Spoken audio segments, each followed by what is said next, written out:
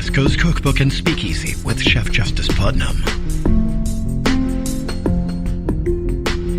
Netrootsradio.com.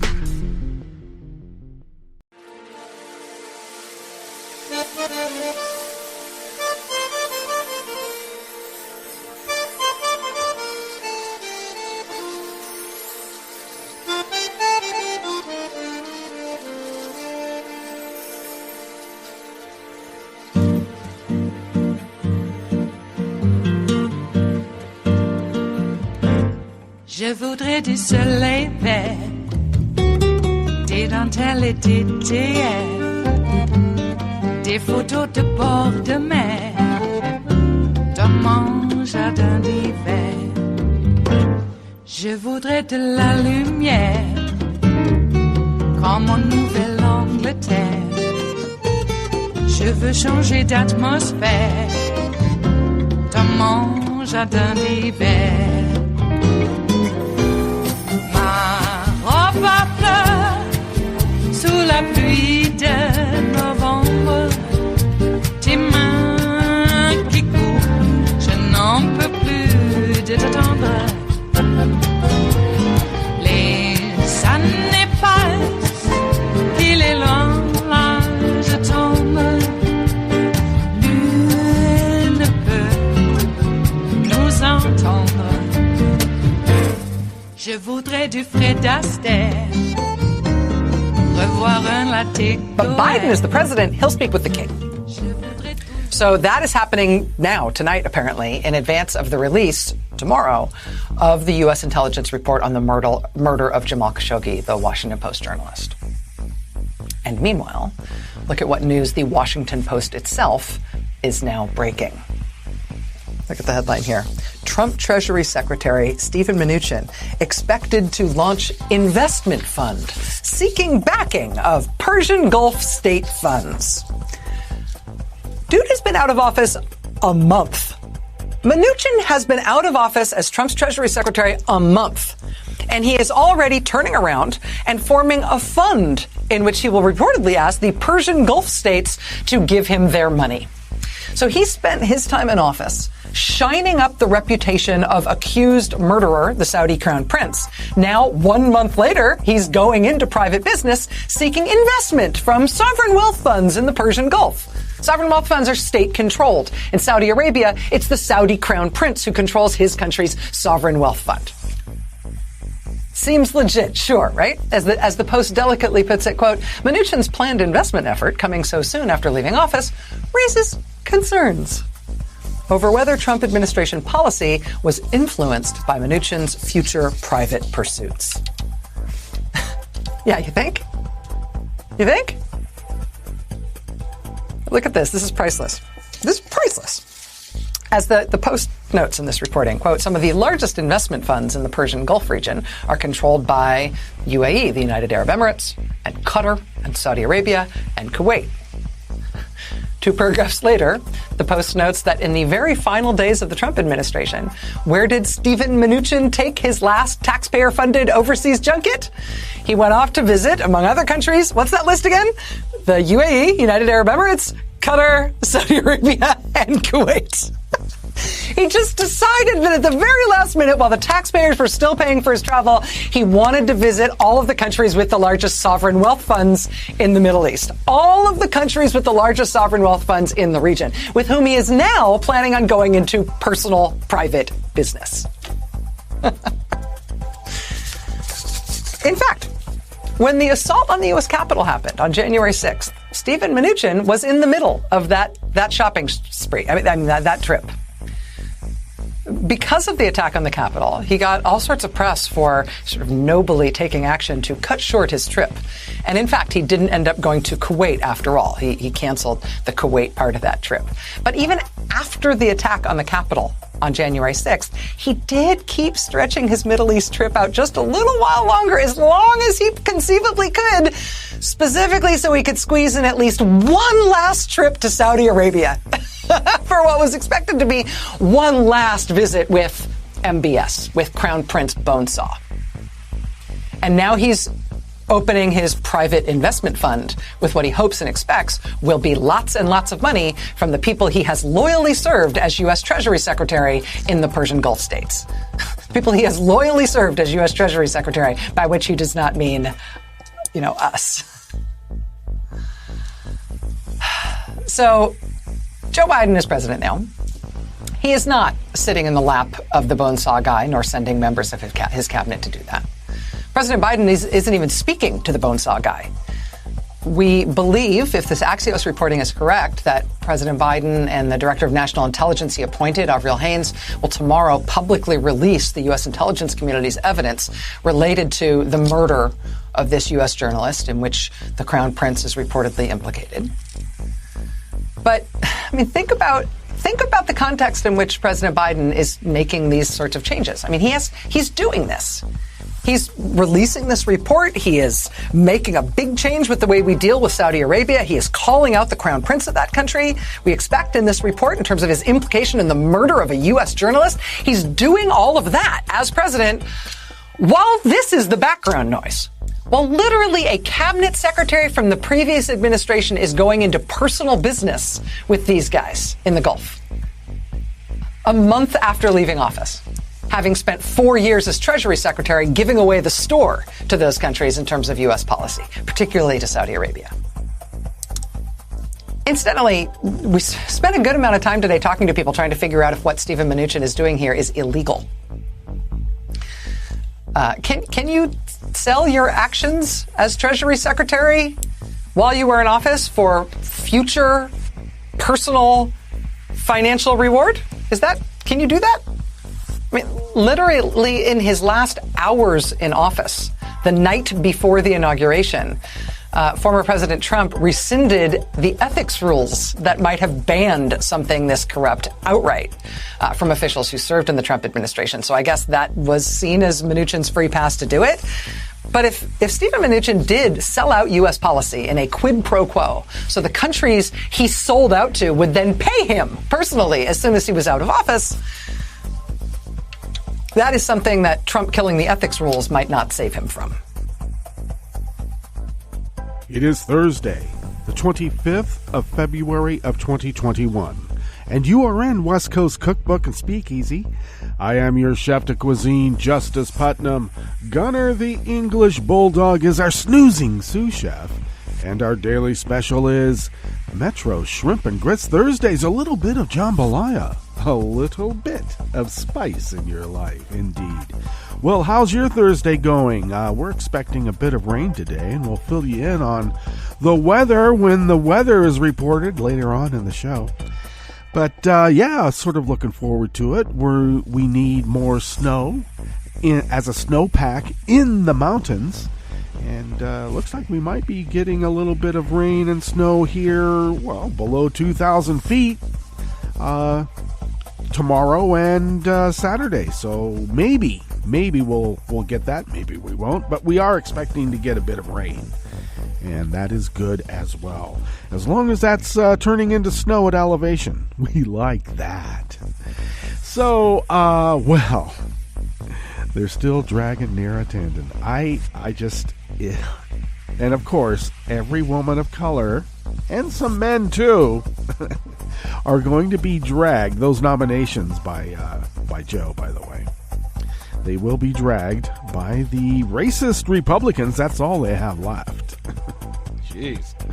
So, it's going to get to the Senate, and somehow the minority is going to determine who is on Joe's cabinet. How dare they? After we had to put up with Grinnell, Stephen Miller even. Give me a break. Oh, maybe Stephen Miller wasn't, a congressional approved member, but still he was there. But Grinnell, they made him ambassador to Germany, and boy, the Germans couldn't stand the guy. No one can. But nothing about that guy. And in fact, John Kennedy, who I say is from that pool of a Confederacy of Dunces, John Kennedy pool, the guy that wrote A Confederacy of Dunces. I had to get it all in there, and I do. But anyway, John Kennedy, a confederacy of dunces in his own self. There's a lot more of him where he is. And he was been one of the loudest proponents about how we just cannot have Neera Tanden because she's so divisive, she's so mean. Well, let's remind ourselves what the mean tweets were about. Yeah, telling the truth. It wasn't that they were mean and profane. She didn't say, F you, biatch. Never said anything like that. What she did say is the truth about Republicans and their priorities. And for that, she is supposed to be made to suffer. Along with every other person of color that Joe has picked. They'll come up with something. But John Kennedy, after just running Neera through the ringer about her terrible tweets and how mean she was, came out with one of the most misogynistic, racist proclamations I've seen from a public official in a long time. Yeah, well, sounded to me like he wants to cremate a few people. I don't know. That guy's pretty weird. He's supposed to be Ivy League educated, and he puts on this shtick of being, a hick. Well, it's not working with the rest of us, John. And we see what you are doing. And you know what? F you all. Really? You want mean tweets? I guess I'll never be able to run for office. Actually, I thought I couldn't run for office because of all the terrible things I did when I was playing rock and roll. But now, I should have just been a Republican. They would have elevated me to some sort of higher office. Just by dint of the fact that I'm, unethical. I wasn't unethical during my rock and roll days. I'm just saying that, we had a fairly wild lifestyle. I figured when that got out, well, instead of me letting it get out, I would just put it out there and people can decide on their own.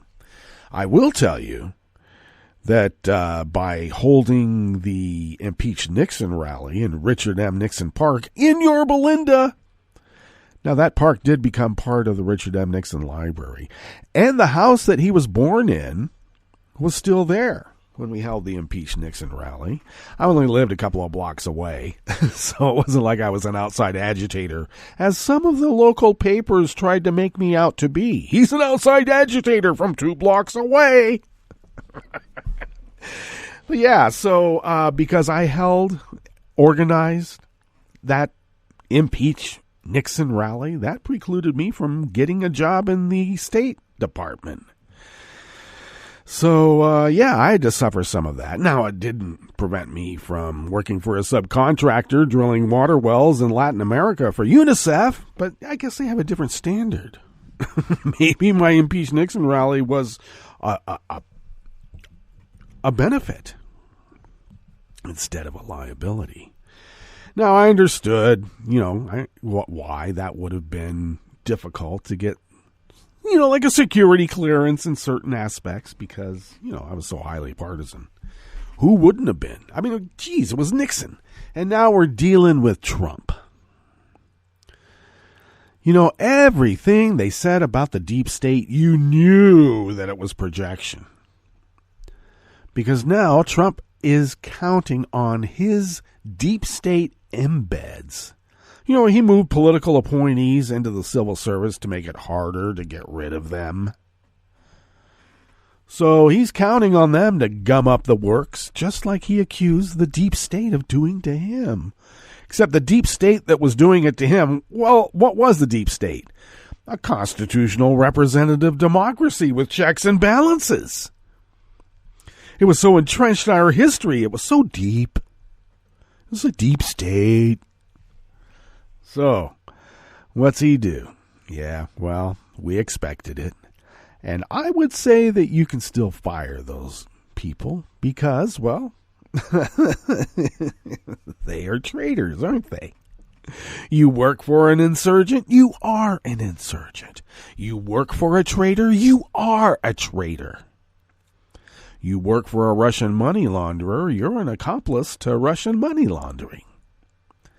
That's how checks and balances work in a representative democracy ruled by the rule of law. We're not a nation of men, we're a nation of laws. That's how the founders originally intended, no matter what they say with a capital T. So we had the first hearings or the first testimony here in the last couple of days of the insurgency. That is, well, it was an insurrection. Now it's an insurgency. Of course, it might have been an insurgency at the beginning, but you have to have the insurrection. When an insurgency, once again, exists when electeds are involved in promoting the insurrection, then it's an insurgency. So Marjorie Taylor Greene seems to be implicated, having a loyal aide, very close, they spoke every day, in the mob that attacked and occupied the Capitol. Now, we are hearing stories out of The Intercept that the FBI has intercepted all the cell phone data that was floating around that day, even from electeds, senators, and Congress critters. I will say that even though Greenwald's out of The Intercept, I still, I take it with a grain of salt because it is, after all, The Intercept. But it seems other news organizations have done some vetting on their own, and Marjorie Taylor Greene's phone records are involved. Was she in direct communication? Because we also have heard about blueprints and floor plans that the occupiers had, and the only way to get those is if a congressperson or a senator gives it to you. Who did that? Some gun bar bimbo from Colorado? And I'm not saying that in any sexist sense, because she just is, okay? I mean, it's an apt description, gun bar bimbo. Or maybe I could say it, a gun bimbo bar owner, because she owns a bimbo bar where they have to carry guns. She got in trouble for hiring someone underage to not only serve liquor, but to carry a gun, and that was against the law on both counts. But she's fighting it every step of the way because the long arm of liberal Democrats are trying to keep me from running my business and living my life the way true Americans have to live it. Yeah, well, or was Marjorie Taylor Q. Greene involved with direct communications and handing out blueprints and floor plans? Was it Ted Cruz? Could have been any of a number of those insurgents, which then beggars the question, why are the suspects allowed to be on the prosecution and as judges? I know that's not how a representative democracy works, with checks and balances and the rule of law. So we have to attend to that, and I know they're going to say it's all so partisan. Damn right. When you voted against an election, when you tried to give it to the guy whose mob occupied the Capitol, you should not be allowed to do what you're doing right now. Of course it's partisan. I got to tell you, pretty much it's partisan. Cops don't like crooks. That's a very partisan issue. I know it comes as a shock to them. Even though they've been spouting about law and order from even before I was born, and that was a long time ago.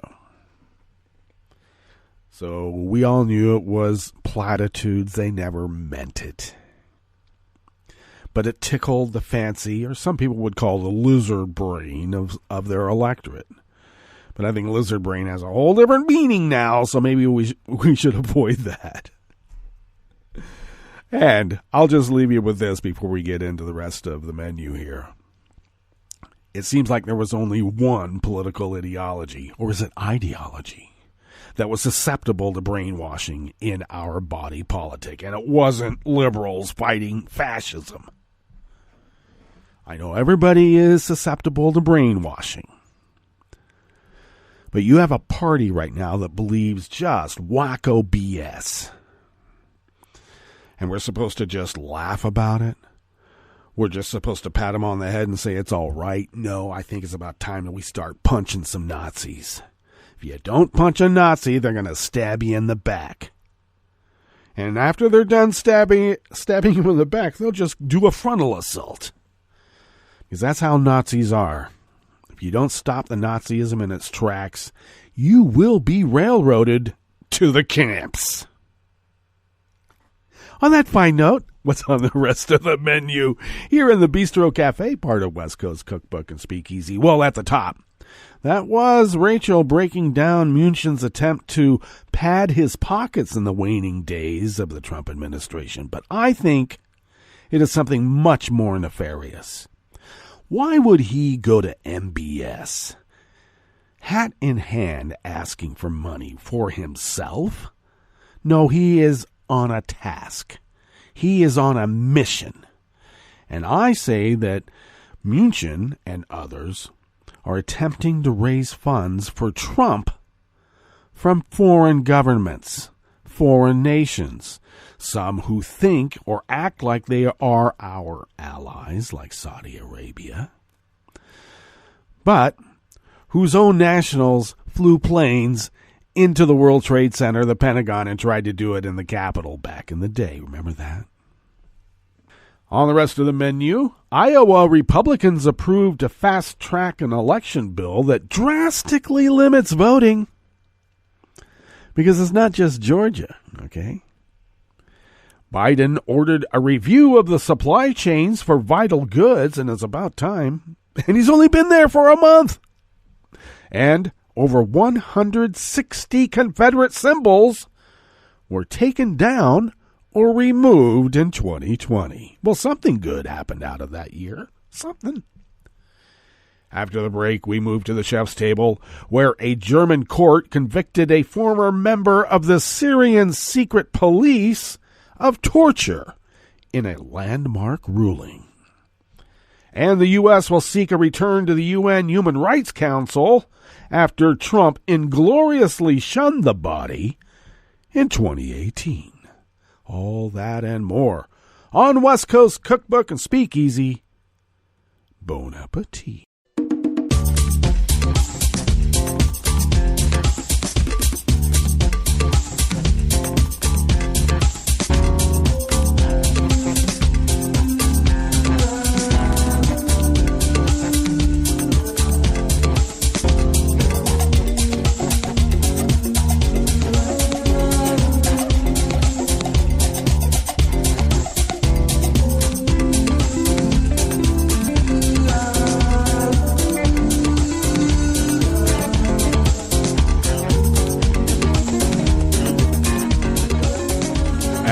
Bottom of our homepage at netrootsradio.com, to the right of the page is our chat room link right there by the social media scroll.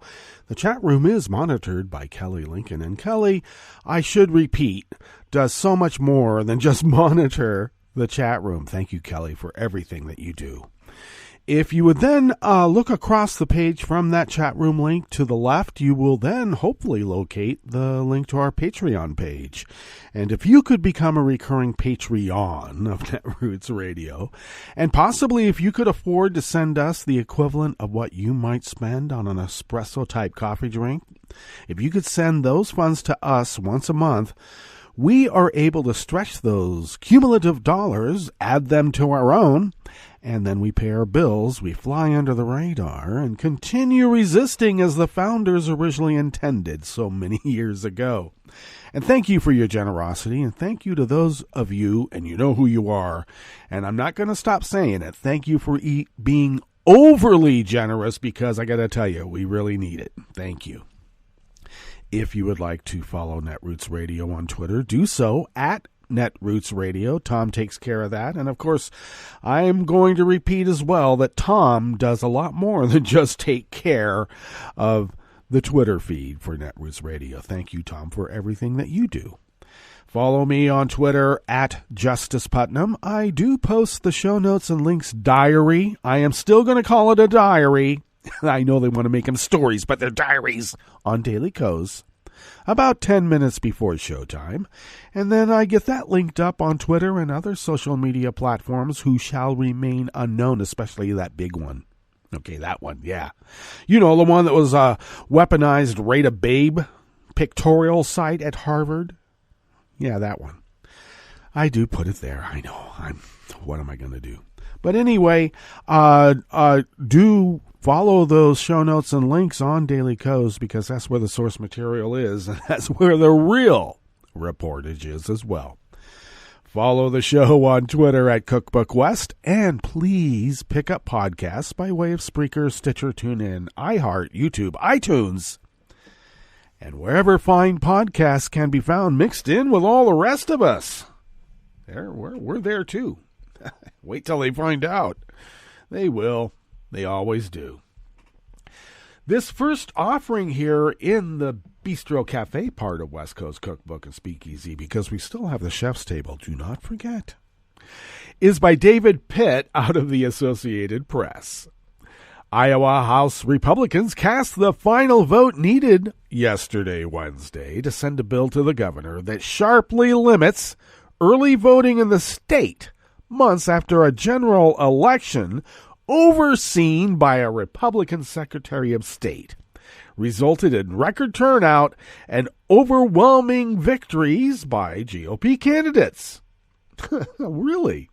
The bill passed with only Republican votes just a day after it similarly passed the Senate. Supporters of the legislation cited fraud concerns as the reasons early voting must be reined in. However, like in many other Republican-led states where similar steps are being considered, there historically has not been widespread concerns about irregularities in the election system. But now we're talking about, well, a Russian money launderer who's pretty much a traitor. Put that into the equation, and what do you get? You get this. Democrats who are outnumbered in both chambers were left aghast, but in no position to stop the changes. Republican Governor Kim Reynolds, a strong supporter of Trump, has indicated she'd consider them. Last fall, we had elections overseen by a Republican Secretary of State in which Republicans gained seats in the Iowa House and the U.S. House. So if there is any significant voter fraud in this state, then two things are true. Democratic Senator Herman Quimbach of Ames said, "It's your fault, and second, it raises questions of the legitimacy of your own elections." Well, they don't care, do they? Too many black and brown people voted, and that cannot be. The bill, written by Republicans, would shorten the early voting period to 20 days from the current 29, just 3 years after Republicans reduced the period from 40 days. It would also require mail ballots to be received by county officials by the time polls close on Election Day, rather than counting votes as long as they were postmarked by Election Day and arrived by noon on the Monday following the election. The bill prohibits the use of a U.S. Postal Service postmark as a way to verify when a ballot was mailed. Polling times would also be reduced by an hour, closing at 8 rather than 9 p.m., and there would be new rules on absentee ballot requests, banning officials from sending out the forms unless a voter requests one. Satellite voting sites also could only be set up if enough voters petition for one, and voters could be removed from active voting lists if they miss a single general election or don't report a change of address or registered as a voter again. The Brennan Center for Justice, a public policy group, has counted 253 bills across the country this year meant to limit access to voting. Republican lawmakers have said the proposals are meant to bolster confidence in future elections, though they have been the loudest proponents of meritless claims that the previous election was fraudulent. Sylvia Albert, director of the Voting and Elections Project at Common Cause. Now we know them as a nonpartisan organization that advocates to expand access to voting, said the GOP is moving to depress turnout following their losses in the last election cycle. Instead of dealing with real issues, these legislatures are revoking access to the ballot, she said. The motivation is not to secure an election. The motivation is to undermine access to the ballot. Now, you would think if their cause was just, people would vote for them.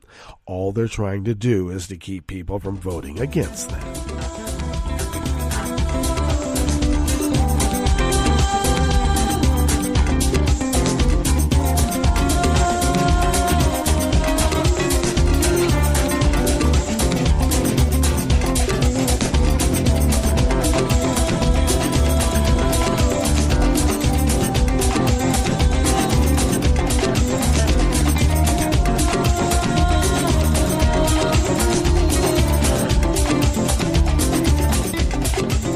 Josh Boak and Tom Krischer of the Associated Press brings us this next offering here in the Bistro Cafe of West Coast Cookbook and Speakeasy, Metro Shrimp and Grits Thursdays. President Joe Biden signed an executive order yesterday, Wednesday, intended to boost manufacturing jobs by strengthening U.S. supply chains for advanced batteries, pharmaceuticals, critical minerals, and semiconductors. The United States has become increasingly reliant on imports of these goods, a potential national security and economic risk that the Biden administration hopes to address with the planned 100-day review and the possibility of increased domestic production. However, Biden will also look to work with international partners to ensure a stable and reliable supply chain. White House officials emphasized that the order would help to create manufacturing jobs, a promise made by past presidents with decidedly mixed results. There are 12.2 million manufacturing jobs in the U.S., down from 17 million in 2000. Biden's team declined to say how many manufacturing jobs could be created, only that the benefits would extend past factory work. Well, you would hope. You know, the Republicans always said that some pipeline would create so many jobs, and then it turns out that, well, it only takes about a dozen guys to maintain that pipeline. So much for the outstanding employment numbers that the Republicans seem to never provide.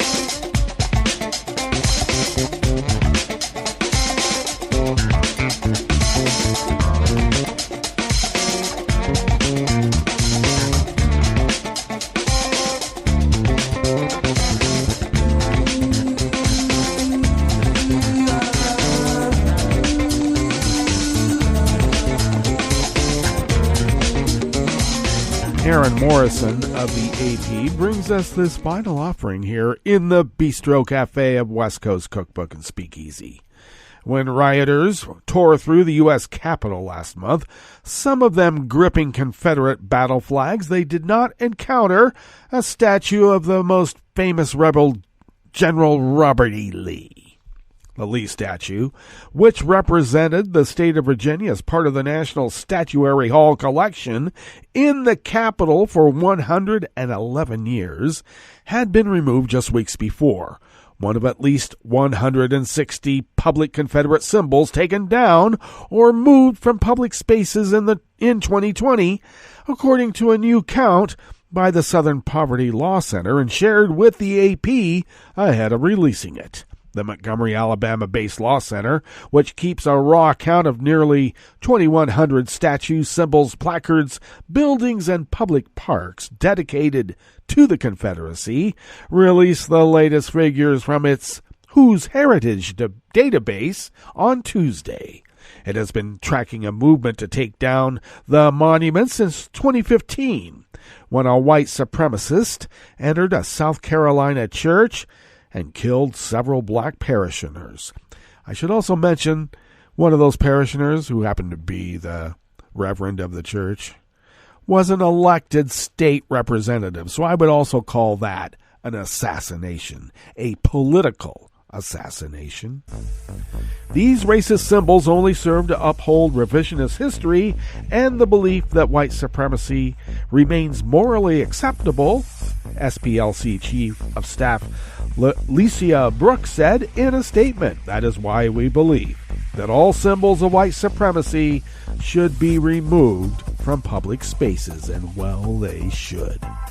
All right, let's get to our break, and when we get back from that break, we will go through weather from around the world, and we will finish up with the stories that we've curated for you today. You are listening to West Coast Cookbook and Speakeasy, and we will be right back. You are listening to netrootsradio.com. Please hang up and try again.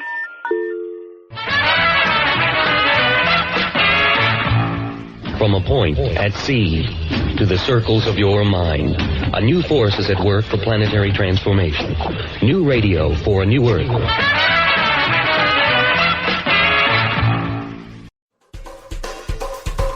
This is Scientific American 60-Second Science. I'm Aline Augenbraun. Dogs were the first animals to be domesticated, and they stuck with us as we changed lifestyles from hunting-gathering to farming to city living. The dog is a species that is intimately linked to human history. Anders Bergstrom, a postdoc at the Francis Crick Institute in London. He and his colleagues studied the genomes of 27 ancient dog bones dug up around the world.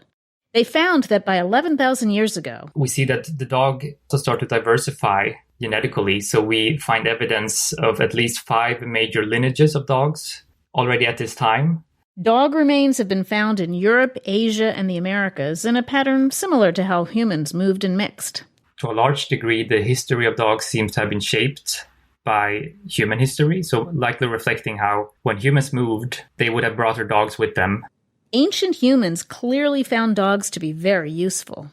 In the Arctic, there's evidence that sled dogs actually emerged very early, and people used them for the particular purpose of sledding, perhaps as early as 10,000 years ago. A few modern breeds, like the African Basenji, New Guinea singing dog, or Australian dingo, are similar to one of the 5 ancient lineages.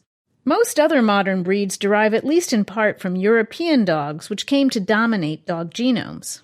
If you go back 4,000 or 5,000 years ago, there's a great diversity of dogs in Europe. But at some point, there was probably a single population that expanded and basically replaced other populations in Europe. So this was something that we did not predict, and you couldn't really see just from studying archaeology. But when we look at the DNA, we see that there's all this diversity in the past that is not represented in present-day dogs.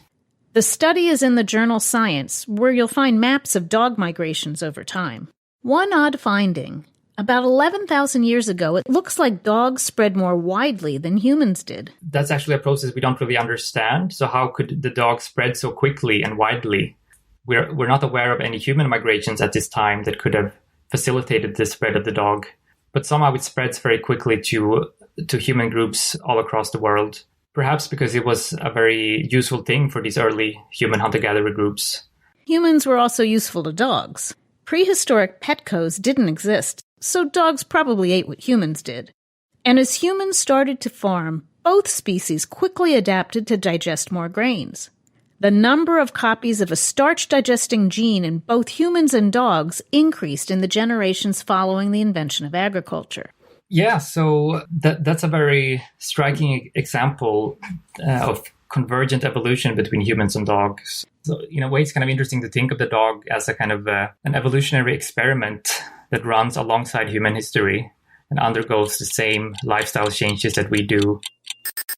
For Scientific American's 60-Second Science, I'm Aline Augenbraun. Hi, it's Tom. Could we humbly suggest your donation to netrootsradio.com? All we've got to run this 24-hour powerhouse of progressive resistance radio is what comes out of our own wallets. And you are our biggest donor. And it doesn't take much, $3, $5. Just go to the bottom of our netrootsradio.com page and hit our secure donate button. Heck, you can even make a recurring contribution. So donate what you'd like at the bottom of our netrootsradio.com's homepage. Because you are our biggest donor. netrootsradio.com. Together, we are Resistance Radio.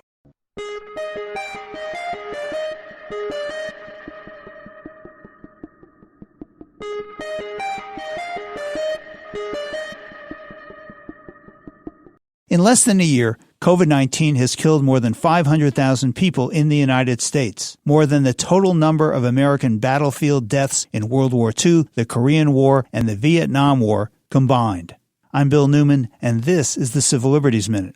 In 1776, the Declaration of Independence proclaimed that we were endowed by our Creator with certain unalienable rights, among them life, liberty, and the pursuit of happiness. The founders then adapted that inspirational statement into the Constitution by providing in the Bill of Rights the guarantee that the federal government could not deny any person life, liberty, or property without due process of law.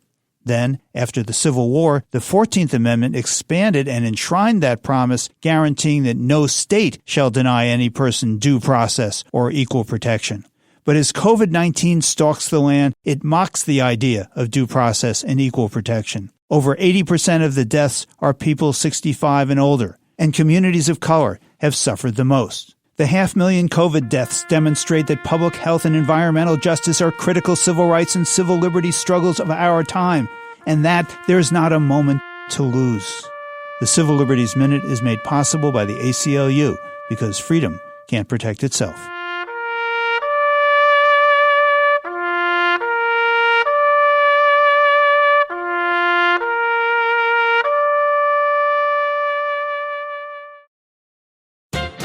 Let's say you're a millionaire.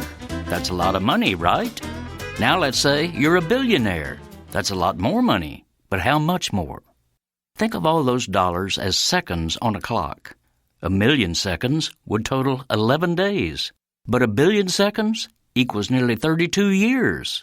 Rich is nice, but billionaire rich is over the moon. And the wealth of billionaires is now zooming out of this world. There are only 2,200 of these uber-rich dudes in the world, but the wealth stashed away by these elites hit a new record this summer, averaging more than $4 billion each. On average, they've even pocketed an extra $500 million in the midst of the COVID-19 economic crash. Bear in mind that these fortunate few did nothing to earn this haul. They didn't work harder, didn't get one digit smarter, didn't create some new breakthrough product to benefit humankind. They just cranked back in their gold-plated lazy boys and let their money make money for them. Then there are multimillionaire corporate chieftains who are cashing in on their own failure, having closed stores throughout America, fired thousands of workers, stiffed suppliers and creditors, taken bailout money from taxpayers, and even led their corporations into bankruptcy. The CEOs of such collapsing giants as Hertz, JCPenney, and Toys R Us have grabbed millions of dollars in, believe it or not, bonus payments. The typical employee at JCPenney, for example, is held to part-time work, making under $12,000 a year. Thousands of them are now losing even that miserly income as the once mighty retailer is shutting 154 stores. Yet, the CEO was paid a $4.5 million cash bonus before the company filed for bankruptcy this year. This is Jim Hightower saying, and still the corporate establishment wonders why the people consider it a club of heartless, greedy bastards. I'm Rick Smith, and this is Labor History in 2.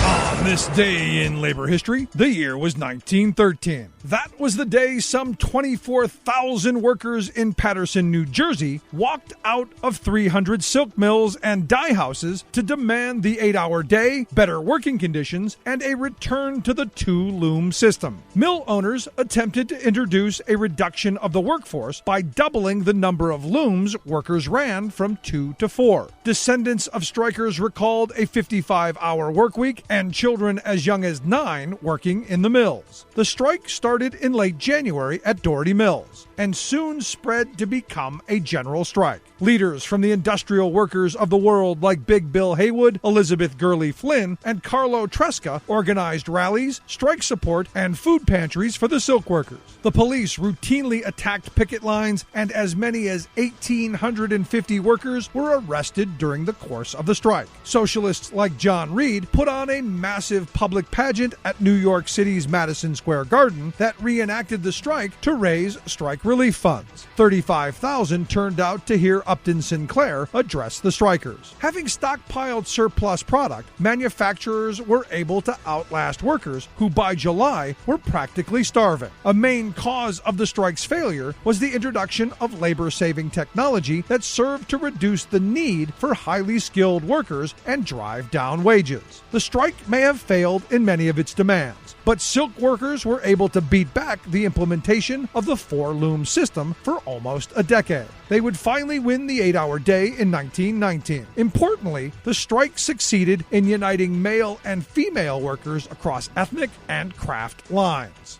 Labor History in 2 brought to you by the Illinois Labor History Society and The Rick Smith Show. For more information, go to laborhistoryin2.com. This is Solidarity News on Radio Labor. This is a Radio Labor report recorded on Thursday, February 25th, 2021. I'm Mark Belanger. Uber drivers around the world received good news from the UK last week. The Supreme Court there ruled that Uber drivers are to be considered workers employed by the ride-hailing service. The ruling means that thousands of Uber drivers in the UK are eligible for compensatory pay. Some estimates have suggested that Uber may have to pay out 100 million British pounds, about 140 million US dollars. But the ramifications don't stop there. The decision could also have profound implications for all gig workers in the UK. One of the labor organizations which has been helping Uber drivers around the world is the International Transport Workers Federation. The ITF represents 20 million union members in seafaring, airlines, railways, and other sectors. In this, the second of a two-part series, I talked to Ruwan Subasinghe. Mr. Subasinghe is the legal director of the ITF. I asked him what will happen now that the UK Supreme Court has released its decision about the Uber workers. If we look at the 25 drivers who were party to this particular case, now the case will return to the Employment Tribunal, which will decide on how much compensation they're actually entitled to. Now, in terms of looking at this from a wider perspective, thousands of other claims by drivers were actually stayed pending the Supreme Court outcome. Some sources already estimate that Uber may have to pay up to £100 million to over 10,000 drivers who have claims currently pending before the court.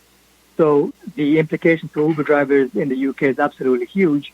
And I would say that this goes even beyond Uber drivers because there's several cases pending before the courts relating to other private hire car companies, and this decision could prove crucial for those workers as well.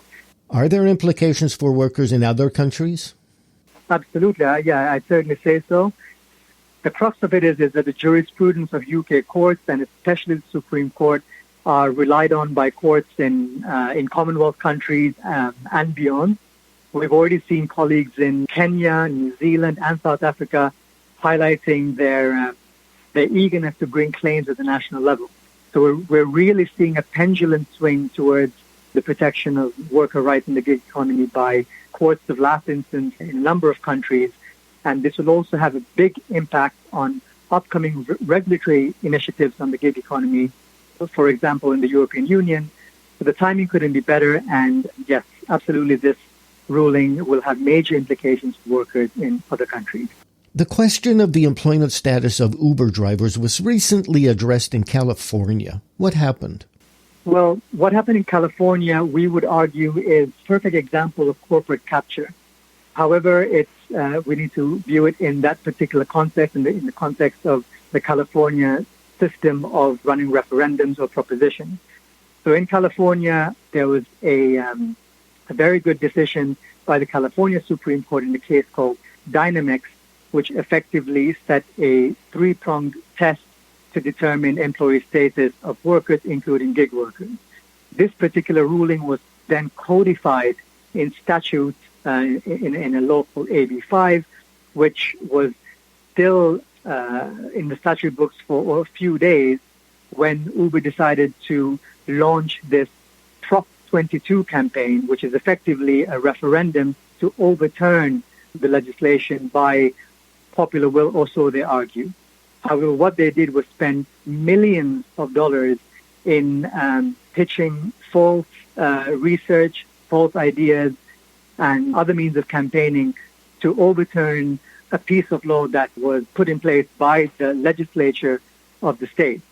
And while, of course, that was a major backward step, I think we do need to consider that in the particular context of California, knowing full well that Uber would not be able to do anything similar in the UK or France. And that's it. Labor news you can use. You can find our international features and daily newscasts at radiolabor.net. Thank you for listening. And remember, it's all about global solidarity.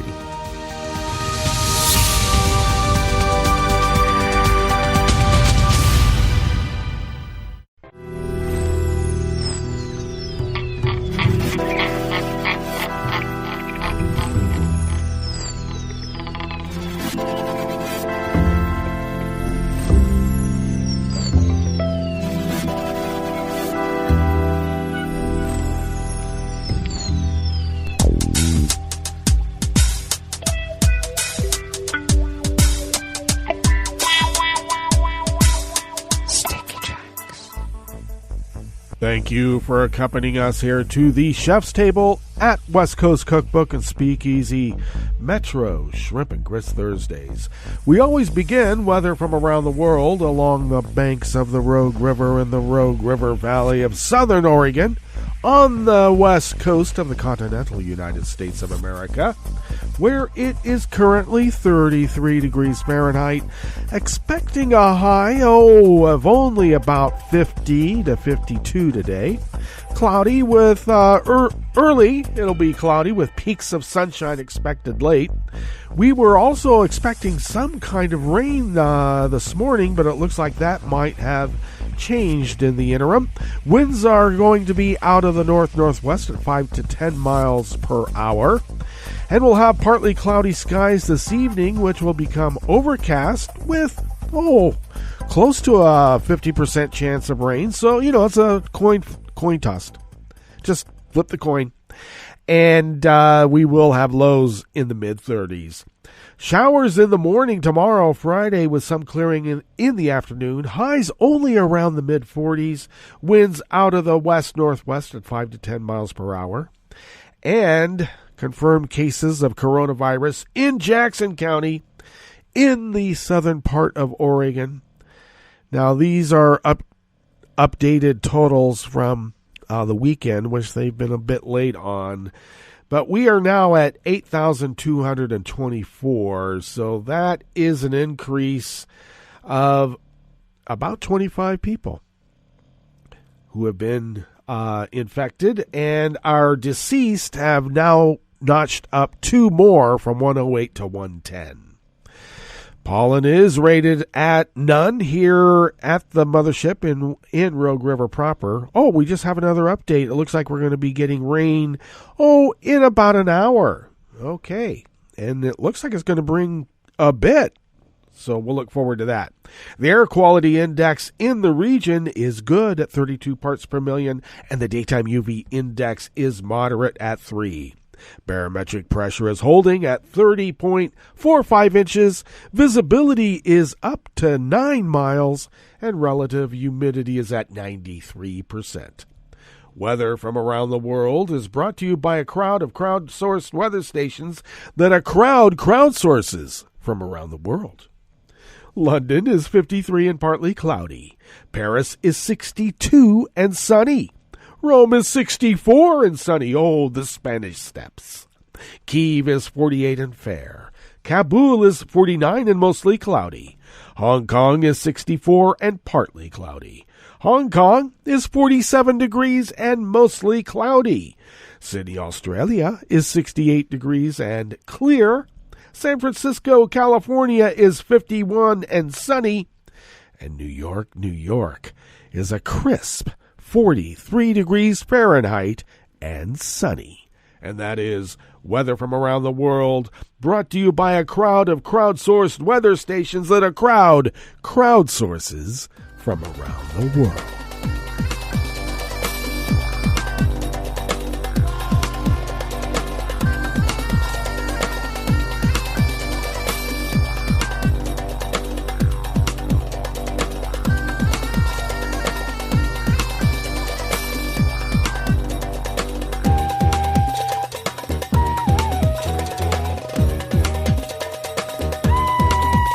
Frank Jordan of the AP brings us this first amuse-bouche here at the chef's table at West Coast Cookbook and Speakeasy Metro, Shrimp and Grits Thursdays.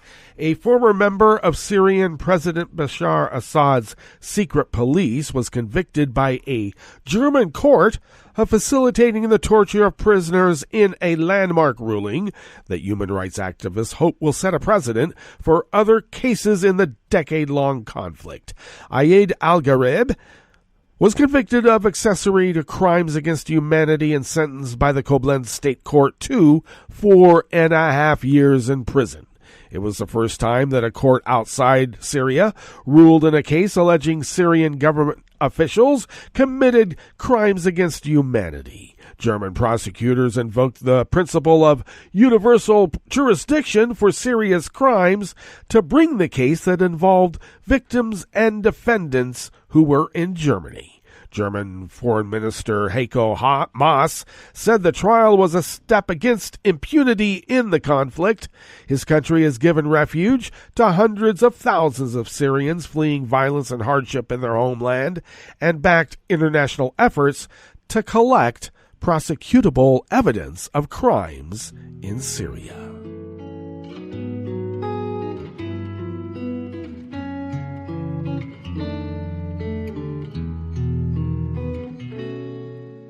Je te donne ce mon amour pour la vie entière. La promesse de me trouver à tes genoux. Aussitôt que tu m'appelles, rester toujours fidèle. C'est tout, c'est tout. Je te donne tous mes printemps, mes étés de mer. Mes automnes, quand les feuilles tombent partout. Si ce n'est pas une bonne affaire, je te donne tous mes hivers. Jamie Keaton of the AP brings us this final amuse-bouche here at the chef's table at West Coast Cookbook and Speakeasy. U.S. Secretary of State Antony Blinken said on Wednesday yesterday the United States will vie for a seat at the UN's human rights body, which would cement a U.S. return to a Geneva-based body that was shunned by the Trump administration. The top U.S. diplomat said his country will seek a 3-year term starting next year at the Human Rights Council and acknowledge it needs reform, particularly to end its disproportionate focus on Israel, the only country whose rights record comes up for scrutiny at every one of its thrice-yearly meetings. Well, I think Netanyahu might have something to do with that, you would think. In a video message, Blinken raised concerns about countries including Myanmar, which has faced international criticism over a military coup last month, China over its Xinjiang region, and Russia after the jailing of opposition leader Alexei Navalny and demonstrators during protests against Putin's government.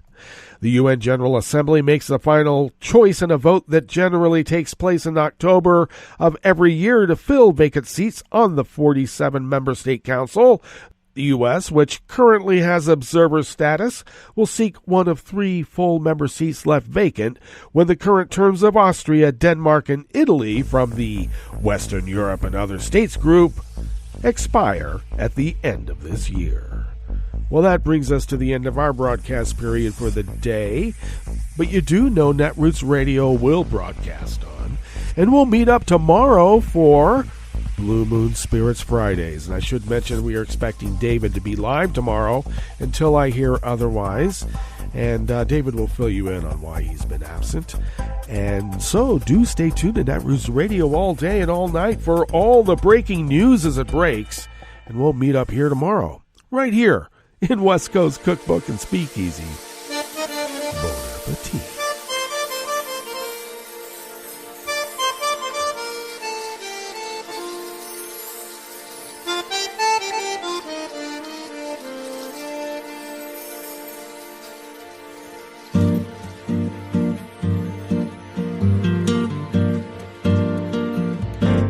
Je voudrais du soleil vert, des dentelles et des théières, des photos de bord de mer, dans mon jardin d'hiver.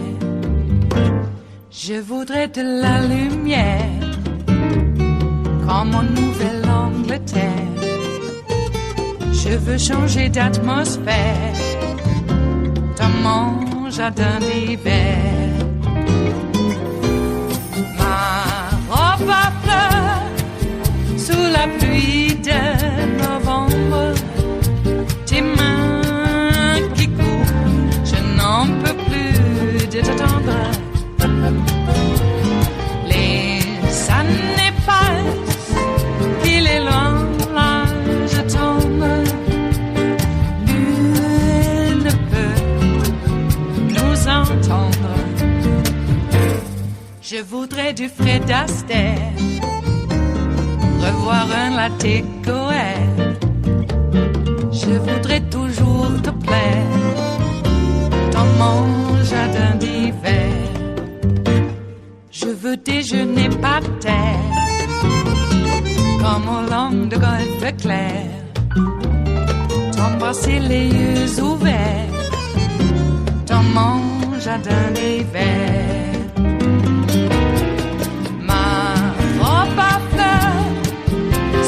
Pluie de novembre, tes mains qui courent, je n'en peux plus de t'attendre.